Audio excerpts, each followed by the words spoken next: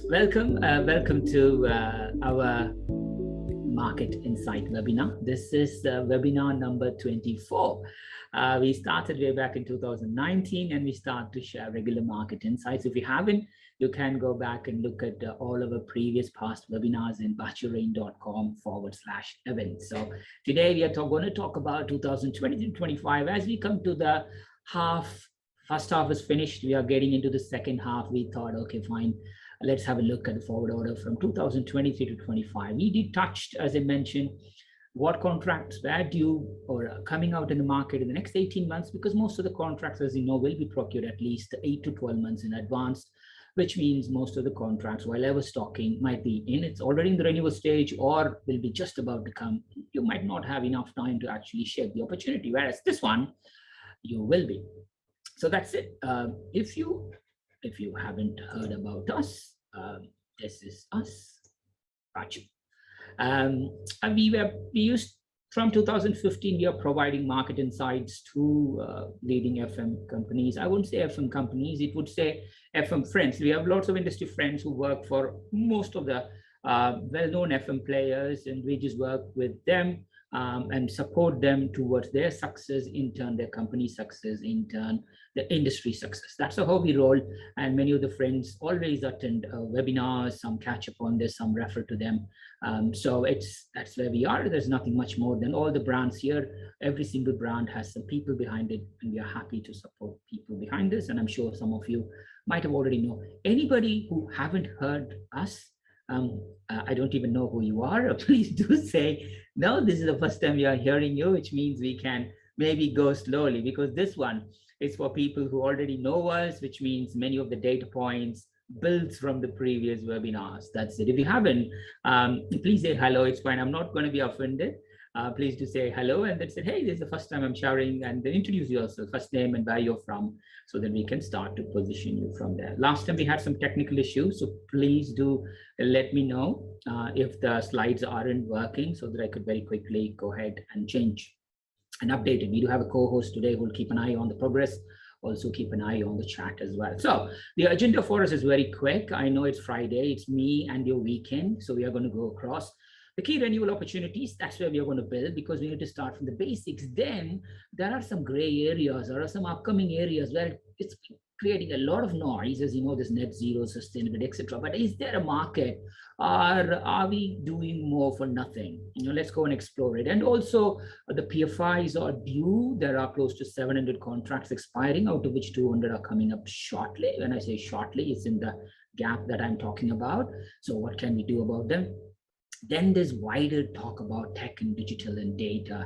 When you add the net zero with the already wide FM, where are we heading to? We'll also look into that. As I mentioned, all the past webinars are there.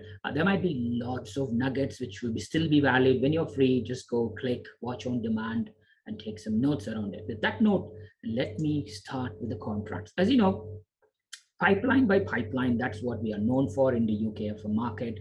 We build pipeline for FM companies, and we share competitive insights, market insights. 2018, we start to consolidate the contracts into a database. Then we start to refresh more and more. Today is where we are. From last month, as you know, the May 2022 webinar, as you can see, we already added 1,200 FM contracts to our database, which means whatever we said just 1 month ago, it's already outdated. That's how FM market moves.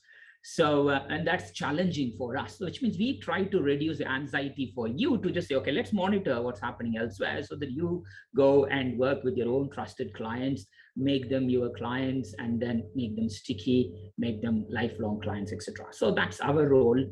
Keep an eye on the market insights, share the regular insights. As and when required, we come with bespoke insights for you and your company. That's it. So today we monitor close to 10,800 contracts. Many of them are public sector contracts. This is where you might wonder, hey, I do have OJU trackers. I do have this. We do have trackers ourselves, because none of the trackers actually monitor the tenders. They tell you contract awards, and they also tell you what are the daily opportunities that's coming up. But if you want to know what's the current status of those contractors been awarded? Nobody tells you. So we have been doing that for some time. So we are more or less like strategic insights rather than the tactical, but gradually we start to become tactical opportunity finders for many companies as well. So for you, whatever you're going to find in the next 20 odd minutes is going to be based on this database. So 10,800 records, 8,500 of them are closed for public sector. Then you have close to 2,200 on private sector. And then you have split up into hard FM, soft FM, integrated FM, the same 10,800 split by, because we know certain providers are structured by markets, certain providers are structured by services, certain providers are structured by regions. We haven't gone regions yet, which is London, England, Scotland, Wales. That's how we categorize. We haven't regionalized it for this particular webinar, but we can tell you if you're interested in. That's it. So this is the data that we are going to do for you. So as we more and more build this database, it was even hard for us to manage this. So today, we have mapped out our own what we call tender analytics tool, what we call rain contracts. Rain contracts, it automatically goes and scroll the public sector awards, and it also goes and calls private sector awards, and it pulls up into a tool. So whatever I'm going to share with you, you can slice and dice it yourself. This is a tool that's currently being used by 2 corporate clients because, as you know, we are evolving as you're speaking. So we just want to gradually build it to the market, but you can have access to this if you are interested as well. So today, the database is now productized. So it's now as a software as a service. So you can click and do. So it's just the next level of your OJU tenders or your tender trackers. They only do daily trackers, which we do anyway. That's cheap, that's data, but this is insights plus private sector. So that's where we are. So primarily, that is the market. Again, if you go and look last month's market to this month's market, it's different. So what are we going to see here? As we find more and more, as you know, again, I always start with a definition of what is FM. We still don't know what is FM. The more we work with more clients, none of them, I'm very honest with you, you may able to go and ask your own friends, your colleagues, your sales teams, or your board, or even ask yourself, how do we define FM and what markets are we going to play? We still go with the generic definition of FM, split up into hard, soft, and TFM, underlying specialist services. We used to even start our slides with market definition before we go and talk about FM.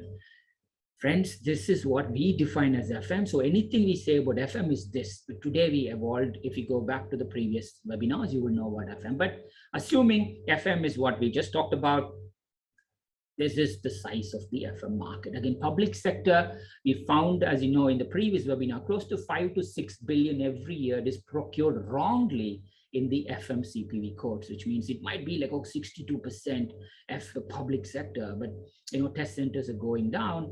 But if you go before, there were lots and lots of CPV codes that was wrongly tagged to FM. So let's not go solve the world's problem. Today, this is your market, 117 billion total contract value, which means annual contract value multiplied by contract duration. It's a £5 million contract multiplied by 5 years, 25 million. Your total contract value is 25 million. That's how we track. Again, read the dots carefully here before we get in, because that will give you our thought process. If you're new to it, this is how we build up. So the 10,800 records that you're monitoring, as you know, it's sliced 8,600 are public and 2,200 are private, right? So if you are private only, that's what you want to know. If you're public and private, you might be keen on the 10,800.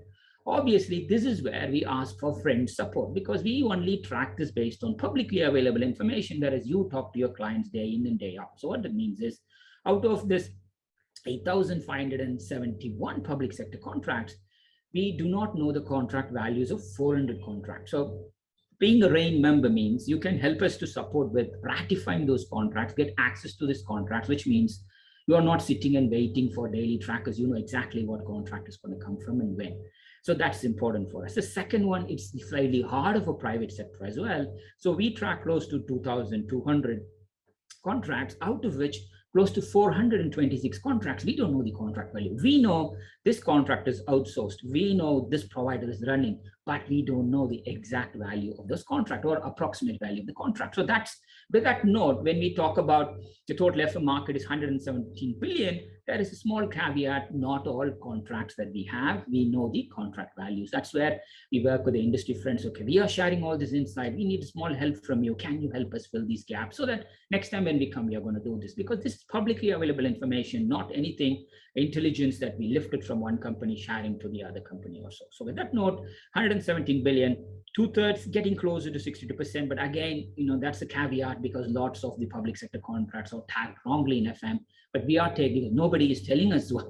There's no industry body in the UK, as you know, which we have been banging on for a long time, which means the FM as a function has not been firmed up, which means anything and everything is being tagged as FM, which means public sector is slightly ballooned on that. So next point. So while you have any comments, any chats, please do keep the chat function active so that if I say something that you don't agree with or agree with, I know where your inputs are. So please do go for that. So again, if you look at 117 billion, if you slice it again by hard, integrated, and soft, this is where the target is.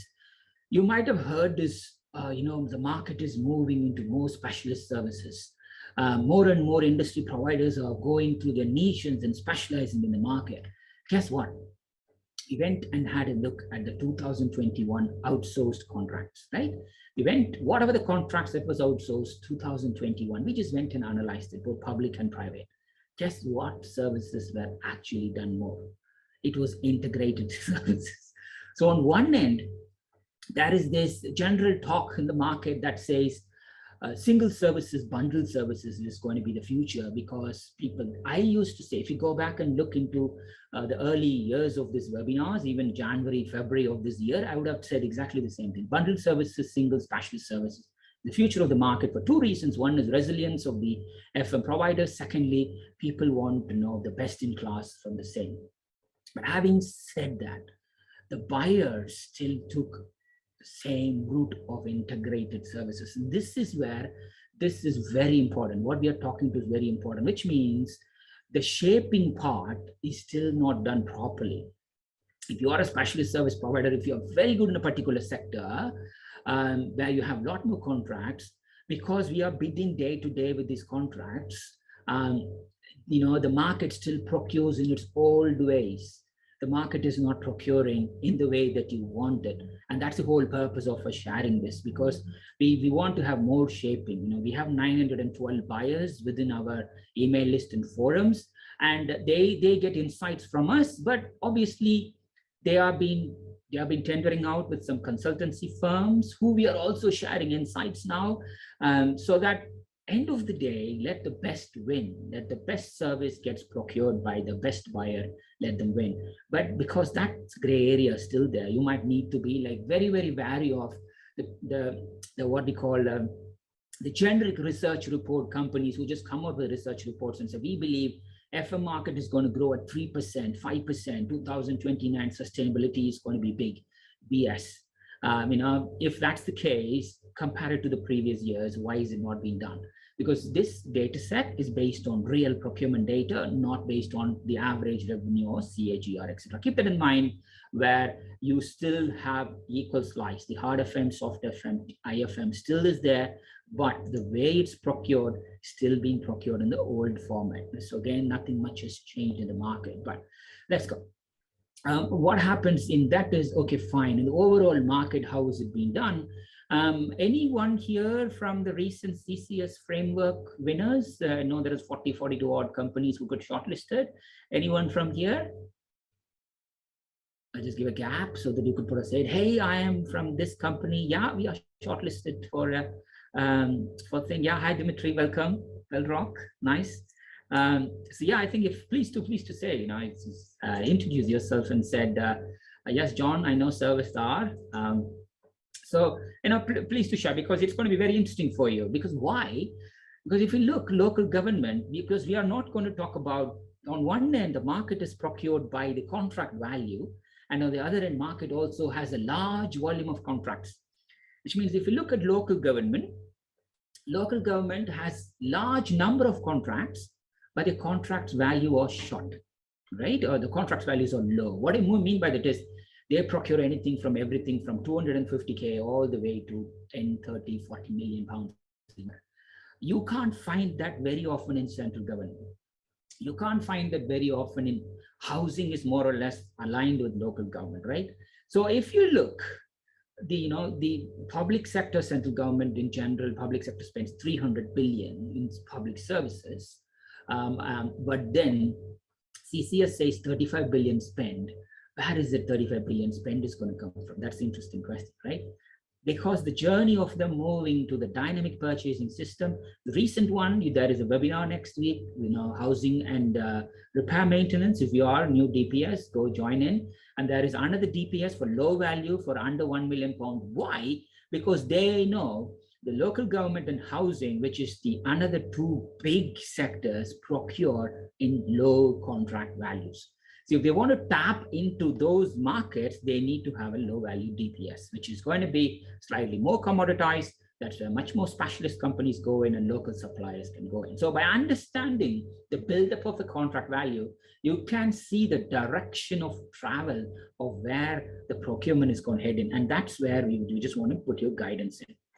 So let's continue. So what happens is you have local government, you have central government, office, transport, management, all these things. The two big sectors, office and commercial buildings. In office, obviously, we sliced finance and insurance, professional services separately. That's why it's slightly low. If I add them together, that becomes the largest sector in the market. So again, most of the people who join the webinar already know this. Central government, local government on the public sector, office and commercial building, manufacturing, pharma, industrial on the private sector. Two big sectors collectively, they match 2/3 of the market. So if you're not playing in the market, find a way to enter the market. That's where the big chunks are. If you're a small and medium scale enterprise, SME, or if you're a tech company, look at who are the bigger players on this market, which we touched last time, so that you can be part of the supply chain. So either way, that's where we are. Again, the caveat here is we have some data gaps, like 400 contracts in public sector, 400 contracts in private sector means, imagine if it's an office and commercial building, 30 million pound contract, which will not have value to attach to it, that skews the data. So that's where we have to work together to make it done. So now let's have a look at the contract renewal. This is why we are, and I know it's Friday, so let's just crack on. So total contract value out of that overall 118 billion, in the next 3 years alone, you are going to expect 17 billion. This is purely based on what was done in the past. I'm not going to say, okay, because of net zero sustainability, social value, digital data, property, whatever that happens in the world, even test centers, etc., COVID, nothing was budgeted before. But whatever that was procured purely on FM, what's going to come and hit the market is these two. You can take a picture of this. Attendees will have the slides. Unfortunately, recording people, you will not have the slides, which means you can see the amount of activities that's happening. We know when we looked at the slides, that's the overall market. But if you look, 2023, lots of contracts going to come up for renewal. As you can see, COVID is now coming up. So most of the contracts that got renewed for a year or two during 2020, 21, 22, more or less will be hitting the market. And also any contract that's got renewed for a year or two will also be coming back 2024, 25. Again, the way when we had, it's publicly available. So for you or anybody else have renewed the contract, and if it's not been shared to the public domain, you might not know, but at least we know this contract is outsourced. That's the important point, because you can now have conversations to manage and shape the contract. So keep that in mind. This is it. So how much of that 16 billion is public sector? This is it. How much of that will be coming from CCS? How much of that will not be coming from CCS is what we'll touch later on. But public sector obviously being a bigger player, because it's still going to come. A private sector will be catching up very soon, because in the private sector we touched last time or the time before, where how the tech companies who are part of this private sector have a much more hand-on FM procurement than even the procurement people now. So we will need to keep an eye on that trend, because that trend will continue to go. Again, hard FM, soft FM, IFM, if you are whatever the players, this is it. So it's been sliced and diced, whether you're on the market, whether how quickly you want to gain revenue. If you have a near revenue target in the next year or two, what sort of opportunities are coming up, bingo. You already have some. If you want to boost some more, let us know, we can fill the gaps. But otherwise, this kind of gives you a good idea about what happens. Also, remember, as I mentioned early on, even though I say 2023, we are already in H2 of 2022. If I'm a procurement person, I would have gone for procurement already. So your best bet is to look in contracts that are already like 1 year out, which is the Q3 2023 onwards, because most of the time, ideally, to be procured at least 6 months in advance so that they have mobilization period and they have the contract start at the right time. So most probably your Q1 and Q2 is already up for procurement. So let's have a look at this point. Any questions so far? Please do add your chat, or please do send directly to me. I'll do it. So now, in the contract list that you're looking at, 2023 to 25, what are the sectors that's going to have a lot more opportunities? This is based on share on TCV, which is based on the value of the contract. Again, because these are bigger contracts, it's going to come. So what can you expect? Here is an overall market, and here is public and private. As you can see here, local government, central government, regardless, there will be a lot of opportunities there, and that's where interesting spin is going to happen. In the central government, most of the contracts will be procured through CCS, whereas in local government, you're going to find a lot more specialist single service contract, small and big, that adds up to that. When we see the next slide, you're going to see the buildup of the 29% in central government might be 300 or 100 contracts, whereas the buildup of the 38% in local government might be 3,000 contracts. I'm just exaggerating, but you can see the volume is much, much high on local governments. So large value, low volume contracts, central government, low value, high value contracts, high volume contracts, local government. If you spin the other way around here, obviously, when it comes to office and commercial building, finance, insurance, energy, utilities, will be the big one. Many of the banks renewal will be coming down, professional services coming up, logistics contracts are coming up, data center contracts are coming up, and those will be in those areas in there. So again, what contracts? We will share some of the contracts, but in total, there are 1,218 or something other contracts that's going to expire in the next 3 years, 2023 to 25. And if you have 20 of top 20 that you want to go for, and those are the top 20 must win, that's how we can help you to support that. So let me continue. This is happening here. So if you're based on the contract count, this is what I was talking about. There is a large number of contracts from certain sectors, but if you add all these small value contracts into big ones, that's suddenly you can see education, which is schools, is coming up. So central government is number 3 on this side, whereas higher education universities are still procuring, and they're also looking at a similar. They can swing between a large value contract, or they could be also procuring like a schools. Depends on whether a college or whether they are a full-fledged university. That's where the market lands. So you can clearly see 580 contracts build up to that big number. For local government and education is 395, this. So central government, you can find the contracts there, 250 odd contracts. That's how they are going to do things. So that's the note. Let's go. And on private sector, we have others. This is where, again, the categorization, when we talked about regulated industries and non-regulated industries, that's where the challenge kicks in. So primarily, we have to look into that carefully, but that's where you help. How can we categorize these sectors into slightly more into buckets, or we just kept it others for now. So office, retail is coming back after COVID. So many of the contracts are coming back big and large. If insourcing is big in local government and healthcare, insourcing is also big in retail in the private sectors. If you're operating in that sector, you're finding more and more happening in the retail sector that's been insourced. So keep an eye on that. Again, as the retail markets open, leisure industry like the sports clubs, museums, and leisure centers, etc., are back now. So again, that's been also been coming out in the market. So look into these markets again. This is just a head count. You might put your heads down and do day-to-day bids, but understand where it's heading up, so that you can also put a stress test on, will my market dry up? As you can see here, there are opportunities. But in certain sectors, there are a lot more opportunities. You might need to qualify further. In certain sectors, there is very less opportunities, which means when you decide to pick and bid, you might need to put wholeheartedly to bid and win, because you might not have any more incoming opportunities in that. So if you do the same thing In the services part, this is what we're talking about. Most of the private sector bids, as you can see, are procured to integrated FM, which means the private sector bid, which is finance, insurance, banking, and also professional services, manufacturing, industrial type of projects. That's where your integrated FM is high. As you can see in education and local government, housing, etc., the repair and maintenance type of contracts is always small and but large volume. You can see more of that over there. Then comes security, and then rest of the other sectors. Again, we can only categorize the market as much as you can. We are breaking down to make it useful for local suppliers and small specialist niche suppliers, but we have our own limits. So we can only go as far, but your inputs might be helpful for us to make it even more friendly, because in that way, you might be a big hard FM company. You might have a list of suppliers, a part of the what we call leveling up agenda. You might need to work with small suppliers, put them also work with them on the net zero, etc.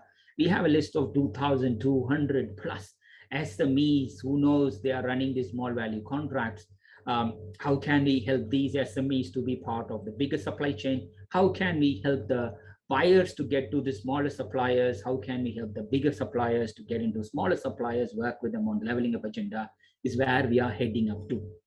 Again, as you can see here, the market is still segmented deeply. So if you're a small value contract, you can. So, and interestingly, the number of, if you receive a newsletter, you're going to see there's a lot of projects works in the market. There is at least twice the amount of projects compared to services contracts. So if you're not subscribed, please to subscribe to the newsletter, that'll be helpful. So some of the information is here. As you can see, integrated FM is big. Central government procures big in integrated FM, but local government others doesn't. So that's where you have these details here. So now you can compare which sector, the number of the value of the contract, and also on the services that they procure. You could have all three together, and we do the max. You can clearly see now how you can shape the market. If you go and speak a wrong language to a customer who's procuring in a specialist way, you're not going far. At the same time, if whatever the format that you are doing might not be the same format that might exist in future, because somebody else is shaping up. So you might be thinking, I'm specialist, that's where market is heading to, whereas as you can see, the market still procures integrated FM. So be wary of that. So specialist services, again, there's a previous slide, but this one is based on contract count, as you can see. Others always breaks my heart.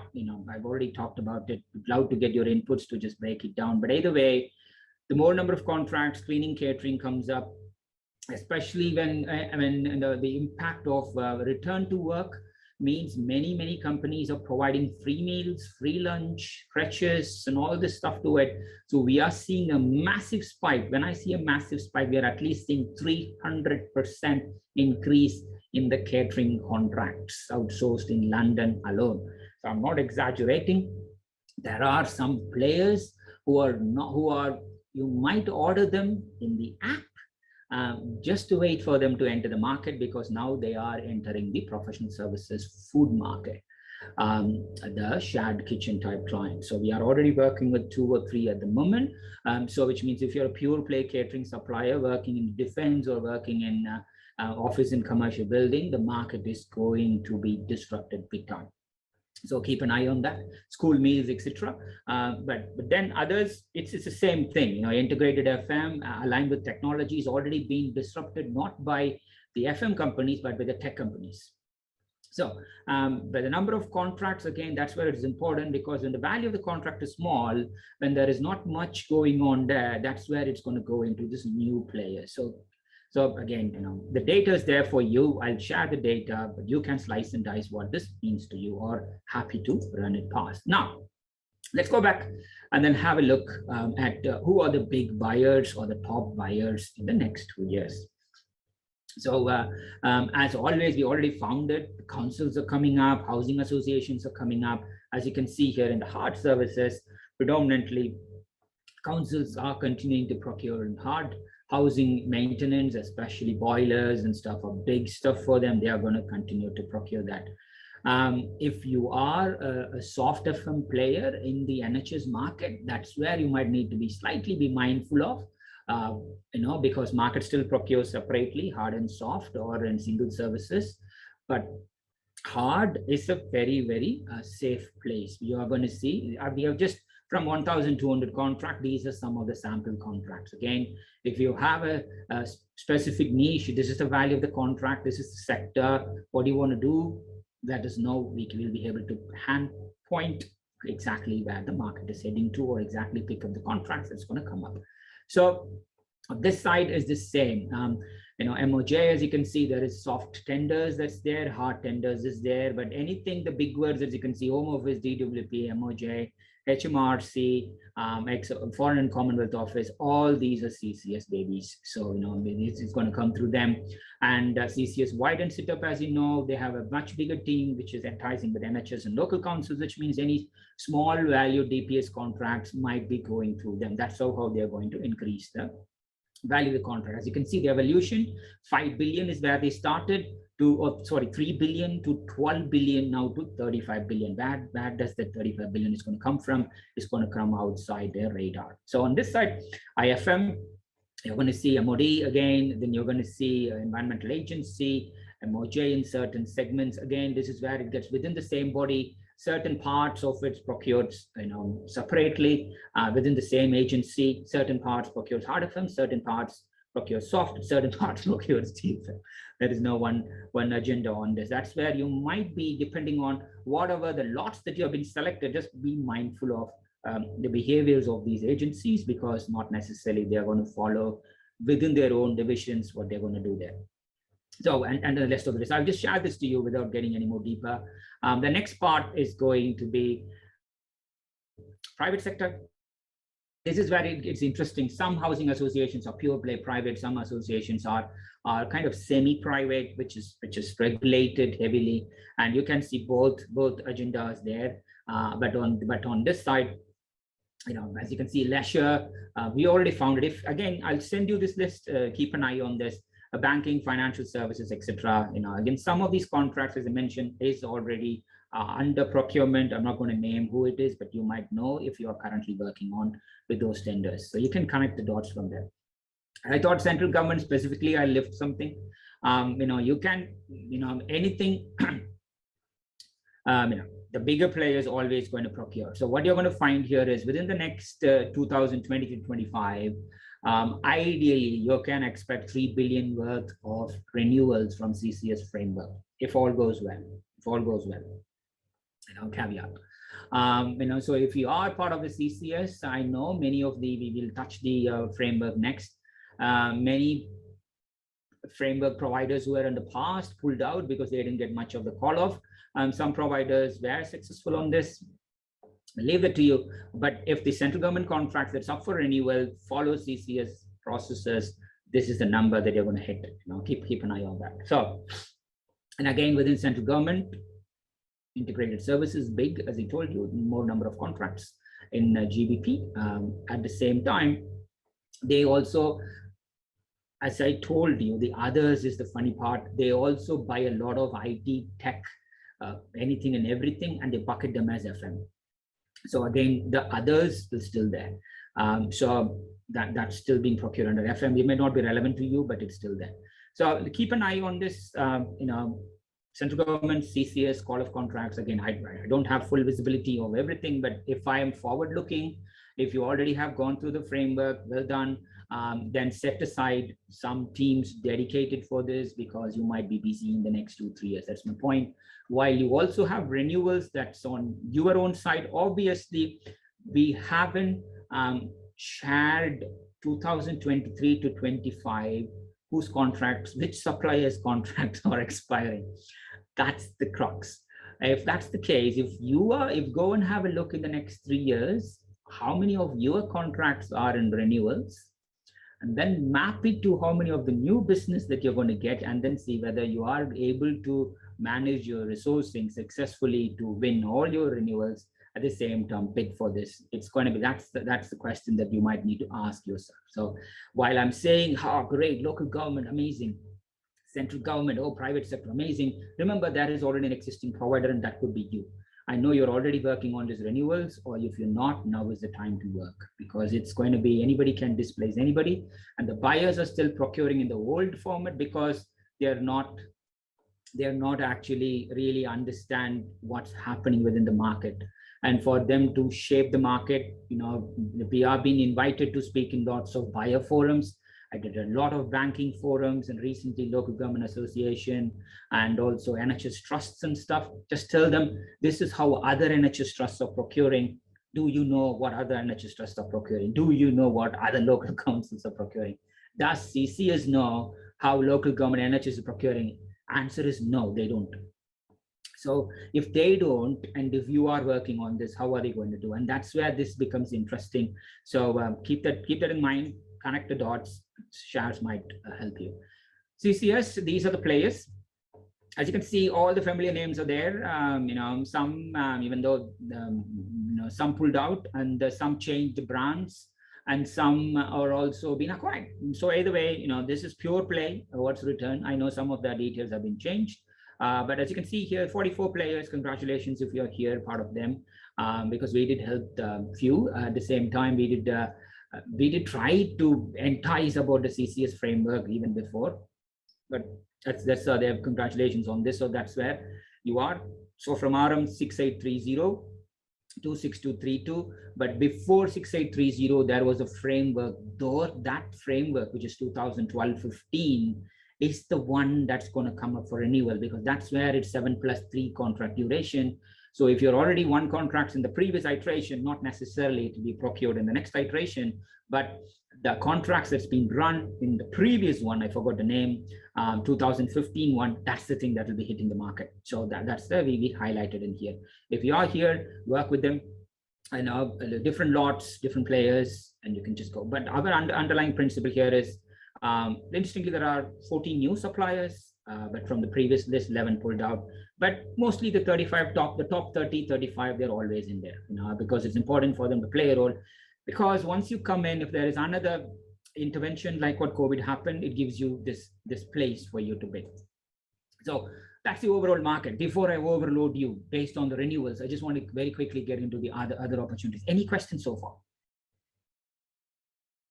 You can drop me a line later if you're overloaded. I know it's Friday, but I just thought I landed. Just a sense check. Am I in the right direction? Am I bidding in the right direction? Am I having a plan for the next 3 years, etc.? Any corrections required? Strategic plan or your bid plan? What's your immediate bids, etc.? That's the whole purpose of it. Just a quick 1 or 2 or sense check. Just go for it. So while the whole world is happening here, there is also a different world that's being procured outside. So please add any questions in the chat. The PFIs are there. I haven't, there's a few more on the private sector coming up. This is an entire different world. There is this 57 billion pounds of PFI contracts that's expiring or expired or in the process of expiring, as I mentioned. So as you can clearly see here, it was procured differently for different things. If you look at the 57 billion, if we look, majority 2/3 of the project, 60% is related to schools, hospitals, and it's pretty much related to schools, PFI schools, what we call the BSF in the past, and also the hospitals. So if you are working on that arena, just be prepared. It's going to come and hit in the next few years. Again, if you don't have a PFI exit plan, if you're an existing provider, or if you have no idea about what PFI is, but if you want to buy, or if you want to be part of the PFI contracts, which is going to come up, drop us a line, because this is a separate market in itself. And at the moment, I don't think many people are actually looking into this as it stands. So IPA, which is Infrastructure Property Authority, has its own PFI Center of Excellence, and they are the ones who are publishing papers. Again, I've listed the paper here to be part of the slide. Go check it. Because they are already preparing, they're already in touch with the existing PFI contractors. Many of them don't even exist now. That's the challenge. They already have some distressed PFI contracts. Today government has been running those contracts themselves, not necessarily that's the right approach for them, but that's where they're heading into. Just to give you a volume, in the next 10 years, again, I started 2022. all the way into 2029, you're going to expect at least 200 PFI contracts to get expired out of the 700 odd things. So that's where you might need to keep an eye on. 57 billion is a lot. You can sit and do projects for 500,000 based on your daily tender trackers, which is great. And you might win 50% of those opportunities on new business, win 100% of all your renewals. But there might be somebody who's playing the game cleverly behind the scenes. And just to keep it even more interesting, do you know the investors behind the PFI contracts? The top 10 investors who have invested on the PFI contract manage 58% of that 57 billion. So, and that's where it gets very interesting, which means there are many, if you think, oh, the funding has been reduced in the market, that's where consolidation, acquisition, etc. happens.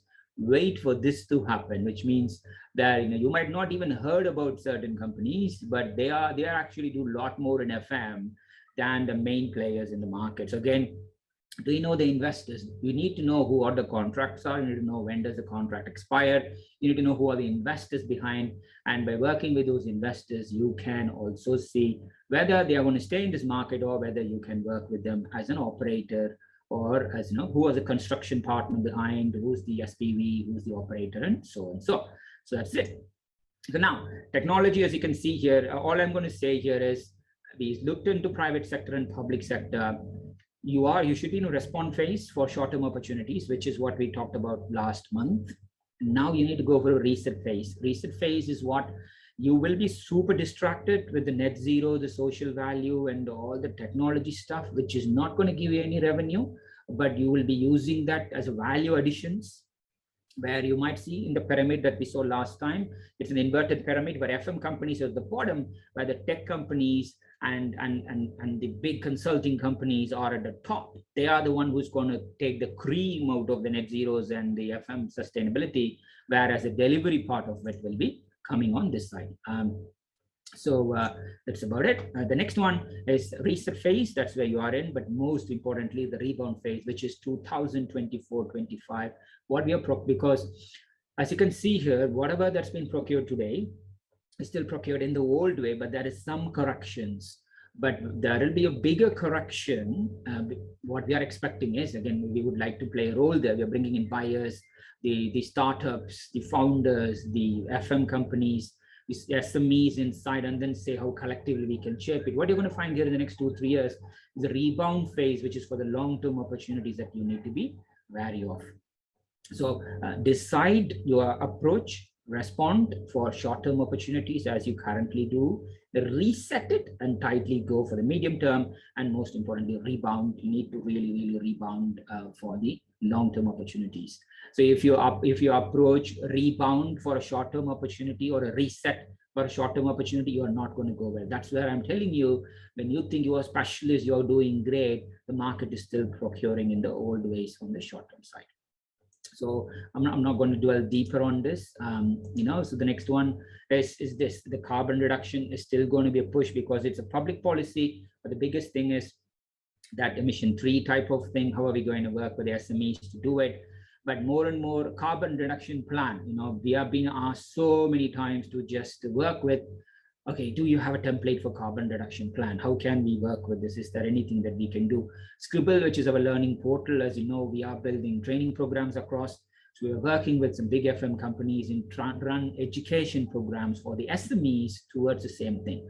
What is net zero? What is this? Yes, they have their own thing, but because we have a much wider supply chain, this might be beneficial for them. As you can see here, this is the overall market that we look at. I've just only looked at public sector. Private sector, it's even tough, because most of the private sector has been sold lots of tools by the tech companies. So even before you work with them, you have to fork at least 5,000 to 10,000, put all your credentials into this, and the monitoring happens. There are at least, I'm not going to name, there is at least 3 or 4 big players who come out with their own net zero assessment for private sector, especially on the retail side, e-commerce side, etc. So you need to spend, even though you might measure your net zero in a different way, when you work with the buyers, they are measuring their net zero in a different way. So you have to just work with them. So collectively, their net zero and your net zero might not add up to net zero.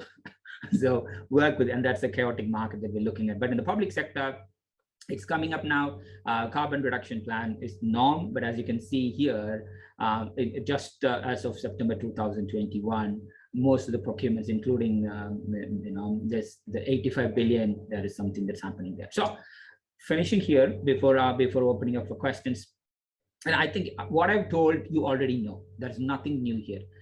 You don't know cold responses that you're doing now. It's not going to help further. The framework agreements cannot be like CCS cannot be the only source of leads. The tender notice aggregation is no longer enough to stay ahead. Contract extensions are often a done deal because it's if especially now with the COVID crisis, you can only influence a tender document when it actually being procured. So if there are, this is some of the stuff that we have been supporting people. A simple one-day workshop. This is your hot buttons from the customer.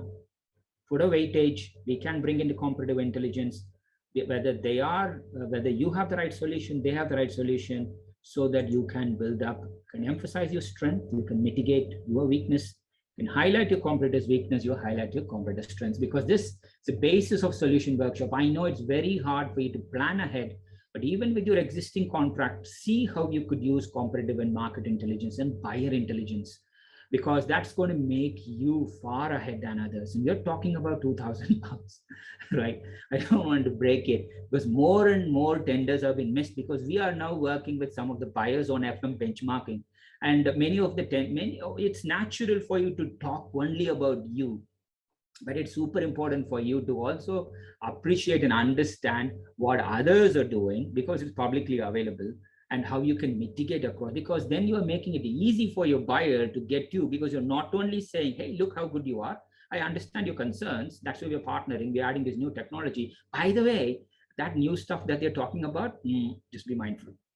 Without naming, you can do it, but and that's the thing. So, but again, the hot buttons that we're talking about today, as we evolve into a product company, the moment we automatically have media monitoring services. So if we add the name of a company, whether it's a buyer or your competitor, it automatically crawls and tells you what are the key messages that they're posting, which is your hot buttons. And then you can clearly see, okay, in the tender document, if this is what they're talking over the past 2 years or the past 3 years, what they have been posting on that. Having that powerful information with your tender document means you are even more higher than that. But again, we will release in July 11th, the top 20 FM providers, what they have been sharing, and you could see the teams behind. If all does, because we don't have industry body in the UK, by monitoring the key FM players, what they post, is that what the market is, or is it not what the market is? Because buyer is totally confused with what you are saying in the marketing to what you have written to what's being delivered. So again, solution workshop is one, real-time intelligence through hot buttons and things is another thing. But either way, this is where we are.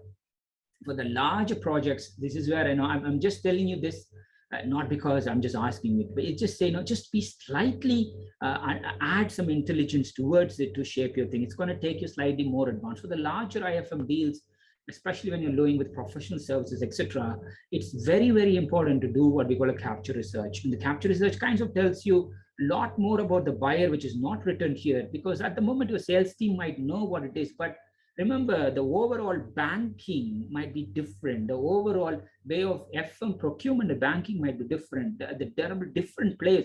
Having that intelligence and adding that part of the red team is going to take you miles apart. We worked with a client recently. It was heartbreaking. 1 week before, they asked us for intelligence support, invited me for their black hat.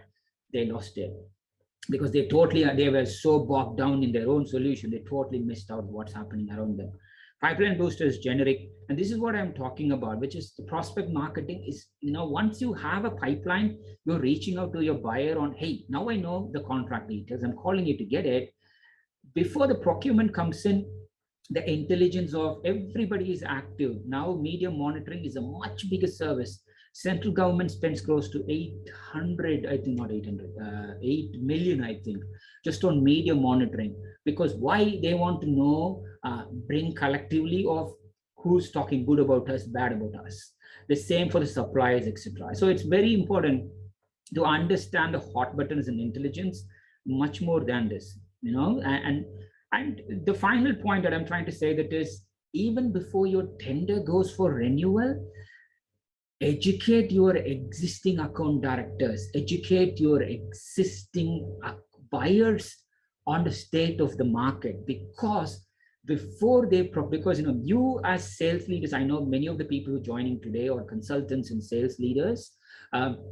You might be on the front side, but you might be very good in knowing the market, but not necessarily the people who are running the contract, nor the buyer. By educating your buyers and educating your account directors means they know this is the state of the market, but they are getting it through you. Even though we provide insights, means it's much easier for you to shape them. We are seeing more and more clients now, as I told you, in the NHS roundtables, in the local governments inviting us, and sometimes the suppliers inviting us, tech companies inviting us to present themselves. It makes them look good, but at the same time, they will learn from that. The hardest part is this one. The reason there is not much, if you are procurement FM operational consultancy, please take our data and do something about it. Because the questions that we see more and more is exactly the same as pre-COVID. There's nothing new in there. Understand where the market is going and then do with it. But if you're a marketing person, again, you just need to touch base with it. If you're relying on Frost & Sullivan and other reports, tough on you, because a large FM player recently lost 2 of the contracts because they quoted few insights, which is totally wrong, because you need to have domain expertise. Don't rely on some generic reports and shoot yourself up, because these procurement consultants rely on your stuff and they do something and they got shut down, and then things go bonkers. So SMEs and stuff. Most importantly, because this is a referral based, this is purely FM. But we hear a lot of things about industry. So most important thing is, in this past the industry from March, April, May to June or something, we have placed 53 people. We are a research insight company. We are a research data analytics company. But because as more and more projects that we do, there is a lot of movements in the market. So again, it's important, just keep it going. So primarily, this is where I want to head. There's a lot of teething issues, and there's a lot of money being spent that's not returning enough value for you. And this is one example that we touched about: solution workshop, insight sessions, and reporting is one. $4,000 for a report, totally based on prospective